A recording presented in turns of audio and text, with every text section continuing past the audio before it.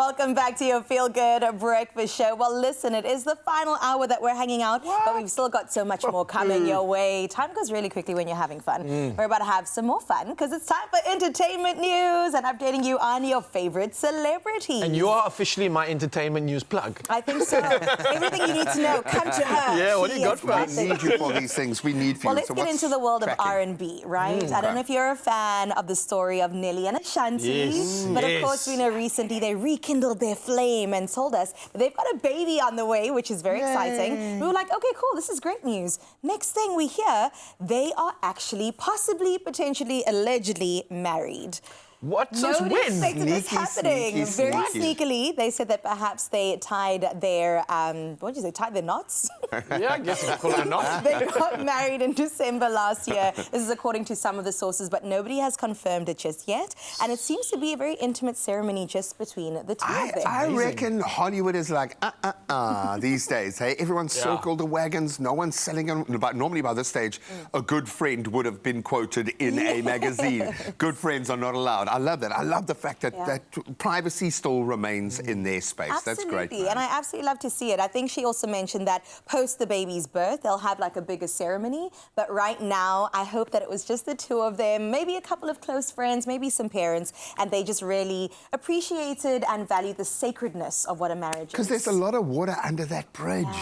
They've been together, they've been apart, they've been other partners. So you can imagine for them, just stuff everyone else. Have a moment just for you. I love that. I'm here for that. And that is what marriage is about, isn't it, at the end of the day? Well, moving from global stars to our very own local ones. This one is an interesting one. We've got award-winning songstress, and she's also an entrepreneur. Her name is Courtney Mafu. You might know her from Mafiki Zolo, the greatest band that has been and graced our presence in South Africa. Well, she's been talking a lot about her hearing loss struggles recently, and she's been diagnosed with NHI, which is basically noise-induced hearing loss, which, as you can imagine, as a musician of her caliber, is very difficult. She said something like in the one ear she's lost 60%, in the other ear it's 30%. So she's really, really, I wouldn't even say struggling, because she's turned this into a moment of learning and teaching others. But it's something. I suppose you don't have a choice. You've got to find some way of being able to power to it. But I suppose it's one of those grotesque twists where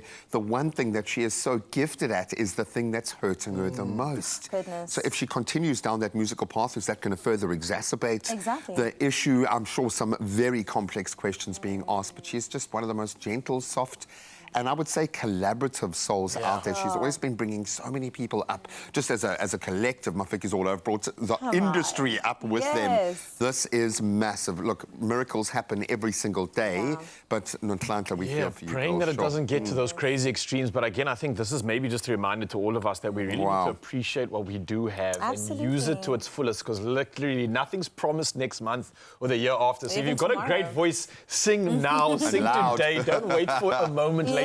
Use your gifts as proudly as you can. And show Ntlantla some love. Yeah, so much love was sending your way. She did mention that she was in denial for quite some time, but then it got to a point that she couldn't do it anymore. And she's got some hearing aids, so that's helped her significantly on her journey. But yeah, like Raul said, do appreciate what you have and use that voice. If you've got a voice, use that voice. Even if you don't, use that voice. I'm with G on that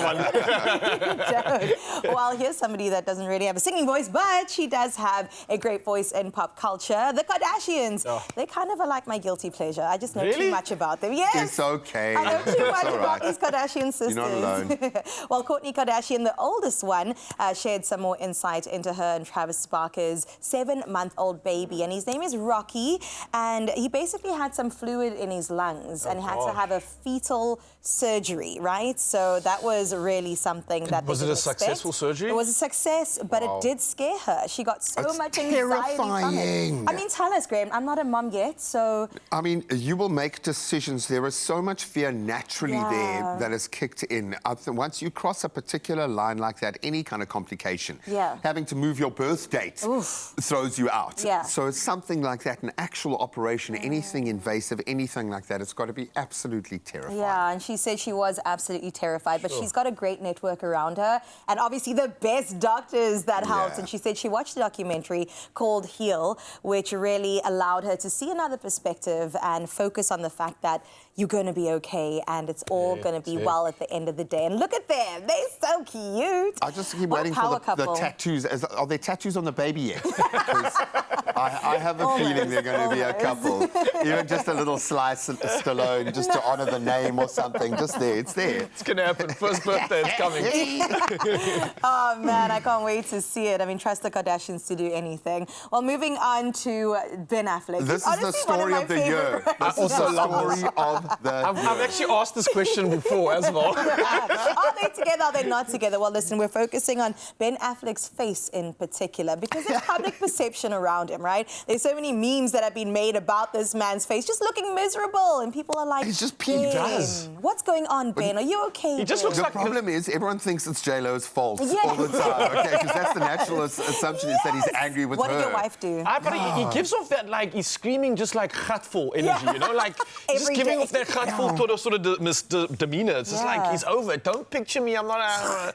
see me in the movies. Speaking about pictures, he said, especially when the paparazzi capture him, they do, of course, capture him on good days, bad days. Unfortunately, he's got RBF, which is resting face. Oh, so is that like a we clinical might call it thing? RDF or something, I don't know. It just might be something else. Yeah, exactly. We'll leave it at that. Well, listen, he also said he doesn't like it when they shoot his children, but he says, shoot me any day, leave my children out of the mix. And that's also kind of what riles him up just a little bit. I respect that. Yeah. No, completely. And I think often, because I'll often get asked about other celebrities who I know are absolute gems. They are the sweetest human beings on the face of the planet. And someone will come to you and say, oh, this person was so rude to me. And I'm like, give me the context of what was actually happening in that moment. Oh, well, they were sitting with their children and they were having a picnic on the beach. I'm like, well, just think about in that moment what you might be capturing. But Ben, we love you anyway, regardless of your face.